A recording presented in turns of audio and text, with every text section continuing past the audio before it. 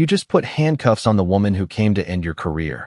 Nobody said those words at first, but by the time the cold metal clicked around Captain Naomi Brooks's wrists, everyone inside Precinct 12 could feel them coming. The lobby had gone quiet in that unnatural way public places do when people know something wrong is happening but are too afraid, too tired, or too comfortable to stop it. Phone stopped ringing. A printer hummed behind the front desk. Somewhere down the hall, a radio crackled with a routine traffic call, but in the center of the room, all eyes were on Officer Ryan Caldwell, a broad-shouldered white cop with a square jaw, polished boots, and the kind of confidence that came from years of never being questioned. His hand rested near Naomi's elbow as if he owned the space around her. The cuffs were already locked. Her dark coat was slightly wrinkled from where he had turned her toward the wall, and her leather folder lay on the floor near her shoes, unopened, ignored, as if whatever truth it carried did not matter. Naomi did not scream. She did not beg. She did not even raise her voice. She simply stood there, a black woman in her late 30s with calm eyes, steady breathing, and a silence so controlled it made the room feel smaller. Ryan leaned close enough for her to hear the contempt underneath his breath. "People like you don't walk into my station and start asking questions." My station. That was the phrase that moved through the room like a warning. A young desk officer looked down at his keyboard. A sergeant near the hallway shifted his weight, but said nothing. A civilian waiting on a bench pulled her purse tighter against her lap, not because Naomi frightened her, but because the officer did. Naomi turned her head just enough to look at Ryan over her shoulder. Her voice was low, almost soft. "Your station?" The question landed harder than an accusation. Ryan's face tightened. He had expected fear. He had expected panic, maybe anger, maybe the kind of reaction he could write into a report and use against her later. What he did not expect was that stillness. What he did not understand was that Naomi Brooks had spent her entire career walking into rooms where men underestimated her before she ever spoke. She knew the shape of arrogance. She knew the sound of authority when it was real, and she knew the louder sound it made when it was pretending. Ryan gave a short, humorless laugh and tightened his grip on the chain between the cuffs, not enough to injure, just enough to remind everyone watching that he believed he was in control. "You think this is funny?" he asked. "You come in here with no badge showing, no appointment, asking about internal files like you have some kind of right." Naomi's eyes moved briefly to the black dome camera above the lobby entrance, then to the reflection in the glass panel beside the records window, then to the man in a gray jacket sitting 3 benches away, pretending to scroll through his phone. A small movement, a small breath, a small confirmation. Everything was exactly where it needed to be. Ryan missed all of it. Men like him often did. They saw skin before credentials, posture before purpose, silence before strategy. He stepped around her and picked up her folder from the floor, flipping it open without permission. The first page was blank except for a case number. He frowned, confused, then angry because confusion made him feel weak. What is this supposed to be? Naomi looked straight ahead. A chance. He scoffed. A chance for what? This time she turned fully toward him, wrists still cuffed, shoulders straight, voice even as glass. "For you to stop before you make it worse." For 1 second, nobody moved. Even the radio seemed to fall quiet. Ryan stared at her, searching her face for fear and finding none. That absence bothered him more than any insult could have. He stepped closer, lowering his voice, but not enough. "I don't know who you think you are." Naomi's gaze did not break. "No," she said. "You don't." And that was the moment the air changed. Not because Ryan understood. Not yet. But because somewhere behind him, beyond the front doors, 2 black SUVs had just pulled to the curb, and the truth Ryan Caldwell had spent years outrunning was finally walking toward the station. The 2 black SUVs did not rush into the parking lot. They rolled in slowly, almost quietly, their tinted windows reflecting the pale morning light off the glass doors of Precinct 12. Inside, nobody noticed them at first. Everyone was still watching Officer Ryan Caldwell stand over Naomi Brooks like the scene belonged to him, like the badge on his chest gave him the power to decide who deserved dignity and who did not. But Precinct 12 had always been that kind of place. On paper, it was a clean brick building on the east side of Charleston, 12 miles from the waterfront and 3 blocks from a row of small churches, family diners, and aging apartment buildings where people still knew each other by name. The city called it a community safety hub. The brochures called it modern, accountable, and transparent. But people in the neighborhood had another name for it. They called it the place where complaints went to disappear. For years, the lobby had looked harmless. Beige walls, blue plastic chairs, a faded American flag near the front counter, a bulletin board covered with missing pet notices, neighborhood watch flyers, and city safety posters that promised fairness in bold letters. But behind those doors, behind the records window and the employee-only hallway, fairness had often felt like something printed for visitors, not practiced by the people in uniform. The first complaint against Ryan Caldwell had come from a father of 3 who said he was stopped less than a block from his own driveway and questioned for 20 minutes because his car looked too nice for the neighborhood. The second came from a nurse who said Ryan followed her from a grocery store parking lot after she refused to explain why she was in that part of town. Then came more. A college student, a church deacon, a delivery driver, a retired school secretary. Different names, same pattern. Sharp questions. Public embarrassment. Reports that made the citizens sound aggressive, confused, or uncooperative. And every time, the system swallowed the complaint whole. A camera angle was missing. A body microphone had not activated. A witness became hard to reach. A supervisor concluded there was not enough evidence. After a while, people stopped filing. They learned what silence cost less than hope. Ryan knew that. He counted on it. He had built his confidence inside that silence, brick by brick, complaint by complaint, until he no longer walked through Precinct 12 like an employee of the city. He walked through it like an owner. That was why Naomi had come dressed the way she did. No captain bars shining on her collar. No formal uniform. No visible command presence for Ryan to respect before revealing who he really was. Just a dark coat, plain shoes, a folder, and the quiet patience of someone who knew the truth did not need a spotlight until the right moment. She had entered through the front doors at 9:17 that morning, passed the metal detector, and asked the desk officer for access to archived misconduct files. Within 3 minutes, Ryan appeared from the side hallway. Within 5, his voice had risen. Within 7, he had decided she did not belong. Now, as the SUVs outside came to a stop, Naomi stood in cuffs beneath the same camera Ryan believed would protect him. Her breathing remained steady. Her eyes stayed calm. Because this building was not just a police station anymore. It was a crime scene made of paperwork, fear, and buried truth. And for the first time in years, every wall inside Precinct 12 was listening. Naomi Brooks had not walked into Precinct 12 by accident, and she had not walked in unprepared. Every step she took that morning had been measured long before her shoes touched the polished floor of the lobby. At 9:10, she had parked 2 blocks away near a closed hardware store, checked the time on her phone, and sat in silence for exactly 30 seconds before opening the door. Not because she was afraid. Fear had never been her compass. She waited because discipline mattered. Timing mattered.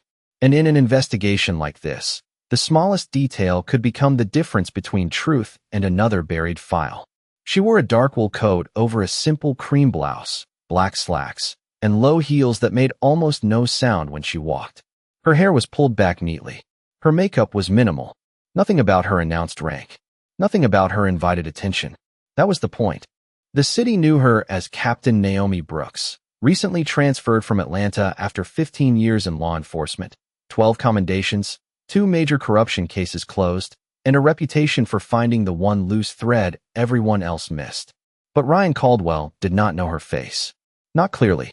He had heard her name whispered in offices with closed doors, usually followed by nervous laughter from people pretending not to worry. A new captain from out of state. Internal affairs experience. Federal contacts. Clean record. Sharp mind. Dangerous, some called her, though Naomi had always found that word revealing. People only called accountability dangerous when they had something to hide. She had been assigned to Charleston after the mayor's office received a sealed packet from a retired records clerk named Marjorie Ellis, a woman who had spent 30 years filing reports, answering phones, and watching good people get worn down by bad systems.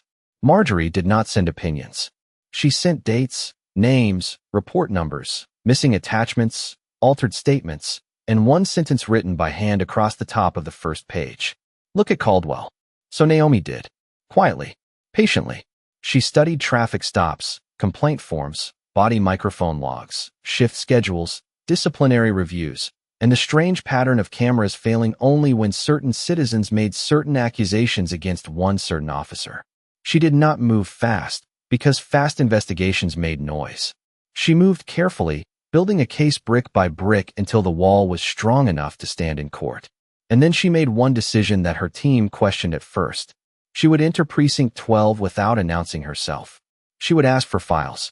She would let Ryan Caldwell decide who he wanted to be when he thought she was powerless. Now, standing in the lobby with cuffs around her wrists, Naomi could feel every choice confirming itself. The desk officer pretending not to look. The sergeant near the hallway swallowing hard. The civilian witnesses frozen between discomfort and disbelief. The man in the gray jacket 3 benches away, Special Agent Daniel Reeves, still pretending to scroll through his phone while recording every word. Ryan believed he was controlling the room, but Naomi understood something he never had. Control was not the same as power. Power was patience. Power was evidence. Power was letting a man reveal his own character while the truth stood quietly beside him, taking notes. Outside, the passenger doors of the black SUVs opened. Inside, Naomi lifted her chin a fraction of an inch, not enough for Ryan to understand, just enough for Agent Reeves to see. The operation had reached its next step. Ryan Caldwell did not see the signal pass between Naomi Brooks and the man in the gray jacket. He was too busy enjoying the performance of his own authority. That was always his weakness.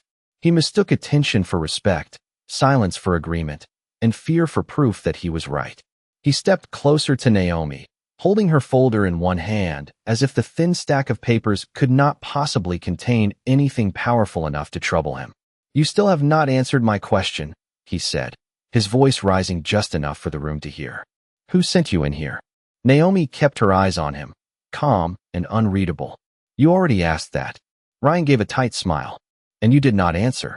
Because you did not listen." The words were quiet, but they cut through the lobby with perfect clarity. A breath moved through the room. Not a gasp. Not yet. Just the small sound people make when someone says the truth out loud in a place built to avoid it. Ryan's face hardened. He looked toward the desk officer, a young man named Peter Walsh, who immediately dropped his eyes to the computer screen. "Run her name," Ryan ordered. Peter hesitated. "Officer Caldwell, maybe we should wait for Lieutenant Marsh." Ryan turned his head slowly. "Did I ask you for advice?" Peter swallowed and began typing, though his fingers moved awkwardly, as if each key carried a consequence. Naomi watched him without anger. She knew that look. It was the look of a person who still had a conscience, but had trained it to whisper instead of speak. Ryan noticed her watching and took it as defiance. "You think staring at people is going to help you?" he asked. "You walked into a restricted area, asking for confidential files. You refused to explain yourself. You created a disturbance." Naomi glanced around the silent lobby. "I created this." Ryan stepped into her line of sight. "Do not get smart with me. I am not trying to be smart, Officer Caldwell. I am trying to understand your version of events before you write it down." That sentence changed his expression. For the first time, uncertainty flickered behind his eyes. Only a flicker. Then pride covered it again. "My version is the only version that matters in this building." Across the room, Agent Daniel Reeves lowered his phone slightly, just enough to capture Ryan's face more clearly. Near the records window, Sergeant Linda Carver shifted her feet. She had been at Precinct 12 for 19 years. She knew the stories. She knew the names. She knew the reports that never survived past review. And now she looked at Naomi as if she had finally realized the woman in cuffs was not trapped. She was waiting. Ryan turned back to Peter. "What did you find?" Peter stared at the monitor. His face had gone pale. "There is no local record," he said carefully. "No warrants. No prior arrests. Nothing." Ryan frowned. "Then search state." Peter typed again. The lobby clock ticked above the front door. 1 second. 2. 3. Outside, footsteps approached across the concrete walkway. Inside, Peter stopped typing. "Sir," he said, voice thinner now, "her file is restricted." Ryan blinked. Restricted by who? Peter looked at Naomi, then at Ryan, and the answer caught in his throat. Before he could speak, Ryan reached over the counter and spun the monitor slightly toward himself. His eyes scanned the screen. His jaw tightened.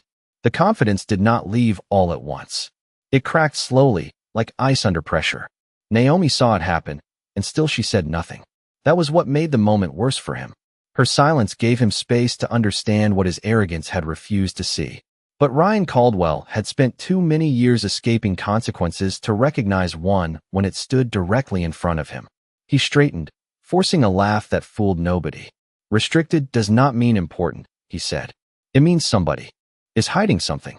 Naomi finally leaned closer, the chain between the cuffs making a soft sound in the quiet room. Yes, she said. That is exactly why I came here. The front doors opened behind them, and every face in the lobby turned toward the sound. Chief Eleanor Whitaker entered first, not quickly, not dramatically, but with the kind of calm that made the entire room straighten without being told. She was in her early 50s, tall, silver-haired, and dressed in a Navy command uniform so crisp it seemed to carry its own authority. Behind her came two federal investigators in dark suits, followed by another woman carrying a sealed evidence case. The lobby did not explode into noise. It did the opposite. It sank into a silence so deep that the buzz of the fluorescent lights suddenly sounded loud. Ryan Caldwell turned toward the doors with irritation still on his face, but the moment he recognized Chief Whitaker, his posture changed. His shoulders pulled back. His chin lifted. The performance shifted from control to respect so quickly it almost looked practiced. "Chief," he said, forcing confidence into his voice. "We have a situation here." Eleanor Whitaker looked at Naomi first. Not at the cuffs. Not at the folder. At Naomi. It was the briefest glance, but it carried a question and an apology at the same time. Naomi answered with one small nod. She was fine. More importantly, the room had given them everything they needed. Ryan missed that too. He stepped forward, still holding Naomi's folder, eager to explain the scene before anyone else could define it. This woman entered a restricted area and demanded access to confidential records. She refused to identify herself, became difficult, and I detained her for further questioning. The word detained sounded cleaner than what he had done, and everyone in the lobby seemed to feel it. Peter Walsh stared at his keyboard. Sergeant Linda Carver looked at the floor.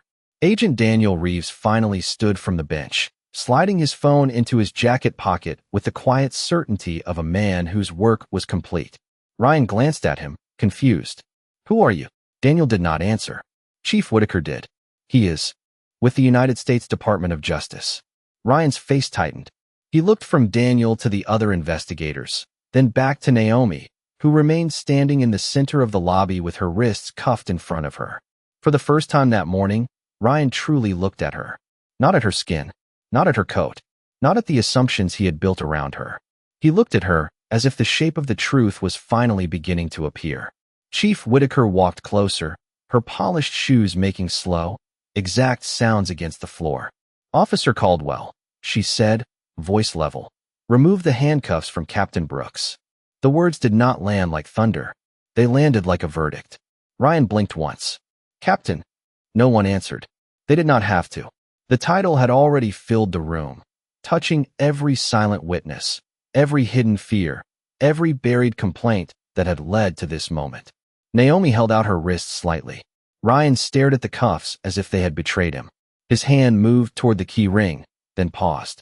Pride tried to fight reality for one last second. "Chief, I was following procedure." Naomi spoke before Whitaker could. Her voice was calm, but every word was sharp with truth. "Then your procedure just became part of the investigation." Agent Reeves stepped beside Chief Whitaker and opened a slim folder of his own. "Officer Caldwell, this operation has been active for 6 months. The lobby camera, the records window audio, and my independent recording captured your interaction from the moment Captain Brooks entered the building." Ryan's eyes moved toward the black dome camera above the entrance. Suddenly, the object he had ignored all morning seemed to stare back at him. The room watched as he unlocked the cuffs. One click, then another. Naomi lowered her hand slowly, rubbing neither wrist, showing no pain, giving him no image of victory to hold on to. Chief Whitaker extended her hand, and Ryan, after a frozen moment, placed the cuffs in her palm. That small exchange said what no speech could. The power he had misused was no longer his to command. Naomi picked up her folder from where Ryan had dropped it earlier, smoothed the front page, and looked at him with the same steady eyes he had mistaken for weakness. "You had several chances to stop," she said. "You chose to keep going." Outside, the two black SUVs waited at the curb. Inside, Precinct 12 finally understood that the woman Ryan had tried to silence had never been alone, and the truth he thought he could control had been listening the entire time. 6 months earlier, before the black SUVs, before the cuffs, before the lobby of Precinct 12 became the place where Ryan Caldwell finally ran out of shadows, Captain Naomi Brooks sat alone in a conference room on the 3rd floor of Charleston City Hall with a banker's box full of forgotten complaints. The room smelled faintly of coffee, old paper, and rain from the storm pressing against the windows. Outside, traffic moved along Broad Street in slow silver lines, headlights glowing through the wet glass. Inside, Naomi read in silence. One file at a time, one name at a time, one life at a time. The first report belonged to Marcus Hill, a 46-year-old electrician who had been stopped on his way home from a night job because, according to the written statement, he appeared nervous in a high-crime area. But the body microphone log showed the device had not recorded. The patrol camera had produced only 6 seconds of usable footage. The witness statement from Marcus's co-worker was missing. The second report belonged to Denise Walker, a registered nurse who said she was followed for nearly 2 miles after leaving a pharmacy. Ryan's report claimed she had been evasive. The dispatch notes told a different story. She had called for a supervisor herself. That call was never attached to the file. Naomi turned the pages slowly, her face calm, but something inside her grew colder with every document. Not anger. Anger burned too fast. This was something deeper, something disciplined, something that settled into the bones and refused to leave. A college student named Terrence Lowe, a retired teacher named Mrs. Abigail Freeman, a delivery driver named Andre Ellis, a pastor's son named Caleb Monroe. Different neighborhoods, different dates, different excuses. Same officer, same pattern. Ryan.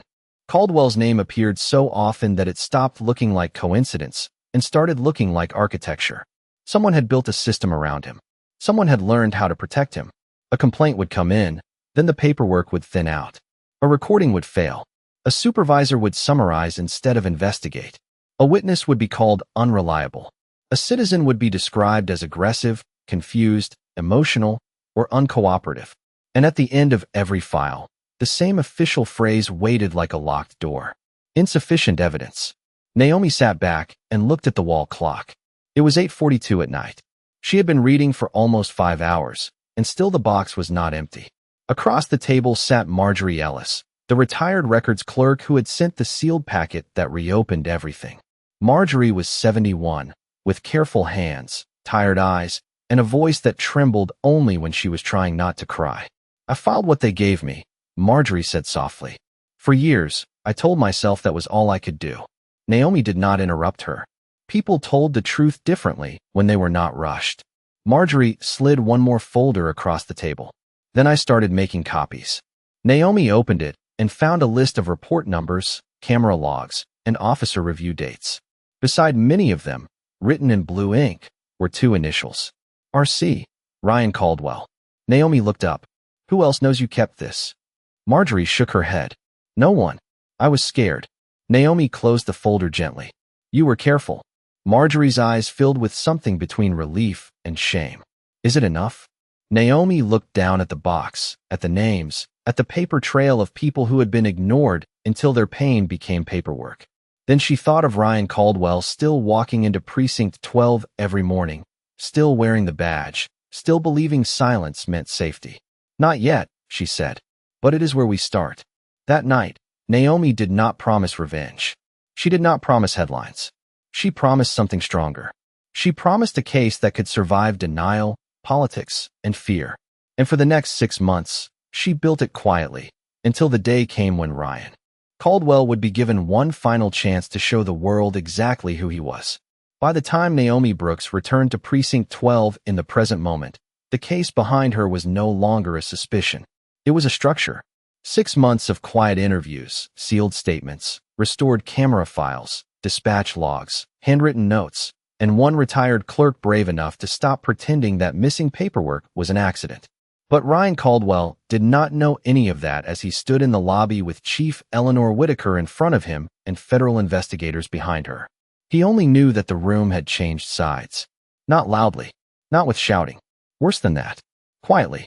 The kind of quiet that tells a man everyone is remembering what they used to ignore. Chief Whitaker opened the sealed evidence case and removed a blue folder with a red band around it. "Officer Caldwell," she said, "you are being placed on administrative leave pending the outcome of a joint internal and federal review." Ryan stared at her as if the sentence had been spoken in another language. "Administrative leave?" he repeated. "For doing my job?" Agent Daniel Reeves stepped forward. "For a pattern of conduct documented across multiple citizen complaints, inconsistent reporting, missing evidence attachments, and the interaction that occurred here today." Ryan looked around, searching for someone to stand with him. His eyes went to Sergeant Linda Carver first. She looked away, then to Peter Walsh. Peter stared at the desk, pale and frozen. Then to the officers near the hallway, men who had laughed with him, eaten with him, backed his stories in rooms where citizens were not allowed to speak. None of them moved. That was when panic began to creep beneath his anger. Not fear of what he had done. Fear that the people who helped him survive it might save themselves now. Naomi saw that too. She had seen it in other cases. Corruption rarely collapsed all at once. It cracked when loyalty became liability. Ryan's voice sharpened. "This is a setup." Naomi finally stepped closer, free of the cuffs now, the folder held against her side. "No," she said. "A setup creates behavior. An investigation records it." The words settled over him with surgical precision. Chief Whitaker nodded to the federal investigator carrying the evidence case. "Collect his duty weapon, badge, and department access card." Ryan's face flushed. For the first time, the badge on his chest seemed heavier than armor. He touched it with 2 fingers, not proudly now, but protectively, as if metal could still defend him from truth. "Chief, you cannot seriously be doing this in the lobby." Whitaker's eyes did not soften. "This is where you chose to make it public." The sentence struck the room harder than any raised voice could have. Ryan looked at Naomi, and for a moment his expression twisted into disbelief. "You came in here hoping I would react." Naomi shook her head. "I came in hoping you would prove the complaints wrong." That was the answer he was not ready for. Because somewhere deep inside, beneath the pride, beneath the uniform, beneath years of being protected by paperwork and silence, he understood what it meant. She had not needed to trap him. She had given him room to choose restraint, professionalism, decency. He had chosen himself. Agent Reeves placed a printed transcript on the front counter. "The recordings from this morning will be added to the existing file. Several past complainants have agreed to provide sworn statements now that federal review is active." At the word complainants, Ryan's eyes flickered. Names were coming back. People he thought had disappeared into the system were returning as evidence. Marcus Hill, Denise Walker, Terrence Lowe, Mrs. Abigail Freeman, Andre Ellis, Caleb Monroe. Every voice he thought had been buried was standing up through paper, audio, and memory. Naomi looked toward the lobby benches, where the civilian woman still sat holding her purse, eyes wide, watching justice happen in a place she had probably never expected to see it. Then Naomi turned back to Ryan and spoke softly enough that only the front half of the room could hear. "You thought silence meant they had nothing left to say." Ryan did not answer. For once, he had no report to write, no story to control, no badge strong enough to cover the truth. Outside, the morning light spread across the windshield of the black SUVs. Inside, Precinct 12 began to feel less like Ryan Caldwell's station and more like what it should have been all along, a place where the truth could finally enter through the front door and be believed. The badge came off last. Ryan Caldwell removed his access card first, then the small department key from his ring, then the radio clipped to his shoulder. Each item made a soft sound as it was placed on the counter, but inside the lobby of Precinct 12, those small sounds carried like thunder. Nobody spoke over them. Nobody made jokes. Nobody looked away completely either. They watched because they understood that what was happening was bigger than one officer losing control of a morning he thought belonged to him. This was the first visible crack in a wall that had stood for years. Chief Eleanor Whitaker handed the items to the federal investigator beside her, then turned to Sergeant Linda Carver. "Secure Officer Caldwell's workstation. No one touches his files, his computer, or his locker until the review team clears it." Sergeant Carver nodded quickly, but her voice shook when she answered. "Yes, Chief." Ryan heard it. The shake, the obedience, the shift. The same people who had once moved around him carefully now moved around the investigation carefully. The center of gravity had changed. He looked at Naomi Brooks as if she had stolen something from him, when in truth she had only revealed what he had been spending years giving away piece by piece. Trust, honor, duty, the meaning of the uniform itself. "You do not understand what this will do to the department," he said. Naomi held his stare. "I understand exactly what silence has already done to it." Chief Whitaker stepped aside, allowing Agent Daniel Reeves to read the formal notice. His voice was steady, almost plain, and that plainness made the moment feel even more final. Ryan was instructed to leave all department property, remain available for questioning, and have no contact with complainants, witnesses, or officers connected to the review. With every sentence, the room seemed to take another breath. Peter Walsh slowly removed his hands from the keyboard. The civilian woman on the bench loosened her grip on her purse. Even the air seemed different, as if the building had been holding something in its lungs for years and was only now learning how to exhale. Ryan tried one more time to reach for the old language, the phrases that had saved him before. "My record speaks for itself," he said. Naomi opened the blue-banded folder and looked down at the first page. "Yes," she said. "It does." She did not raise her voice. She did not need to. Inside that folder were the traffic stops that lasted too long, the reports that changed too neatly, the microphones that failed too conveniently, the signatures that did not match, and the citizens who had been told, in one way or another, that their word would never weigh as much as his. But now their words had weight. Their statements had signatures. Their memories had dates. Their pain had a place to stand. Chief Whitaker turned toward the officers gathered near the hallway. "Everyone assigned to shift this morning will submit a statement before leaving the building. Anyone who witnessed the interaction in this lobby will be interviewed separately." The sentence moved through them like a cold wind. For years, silence had been easy because it was shared. Now silence had become dangerous because it could be named. Sergeant Carver lifted her eyes to Naomi, and for the first time that morning, she spoke without being ordered. "Captain Brooks," she said quietly, "there are files in the lower archive you need to see." Ryan turned sharply toward her. The betrayal on his face was almost immediate. But Carver did not look at him. She looked at Naomi, and her expression carried years of fear finally bending toward truth. Naomi nodded once. "Then we will see them." That simple sentence opened a door Ryan had never believed would unlock. The investigation was no longer hidden in sealed packets and late-night conference rooms. It was inside the station now. It had names. It had witnesses. It had momentum. Ryan stood surrounded by people who had once protected him with silence, and he realized too late that they had not been loyal to him. They had been afraid of being next. Now the fear had moved. Agent Reeves gestured toward the exit, not aggressively, not dramatically, just firmly. Ryan looked once more at the badge lying on the counter, separated from him by less than 2 feet and more than 6 months of evidence. Then he walked toward the doors he had watched Naomi enter less than an hour earlier. Outside, the sun had fully risen over Charleston, bright against the windshields of the black SUVs. Inside, Naomi Brooks picked up the cuffs Chief Whitaker had taken from him and placed them gently into the evidence case. The sound was small. The meaning was not. He had thought those cuffs proved his power. In the end, they became the first thing the truth carried away. After Ryan Caldwell walked out of Precinct 12, no one inside the lobby moved for several seconds. The glass doors closed behind him with a soft mechanical sigh, and somehow that quiet sound felt larger than all the words that had come before it. The station did not become innocent in that moment. Buildings do not heal just because one man leaves them. Systems do not become honest because a badge is placed on a counter. Naomi Brooks knew that better than anyone. She had spent too many years watching people mistake exposure for justice, as if naming the wound was the same as closing it. But this was a beginning, and sometimes a beginning is the first honest thing a place has offered in a long time. Chief Eleanor Whitaker ordered the lobby secured, and within minutes the rhythm of the station changed.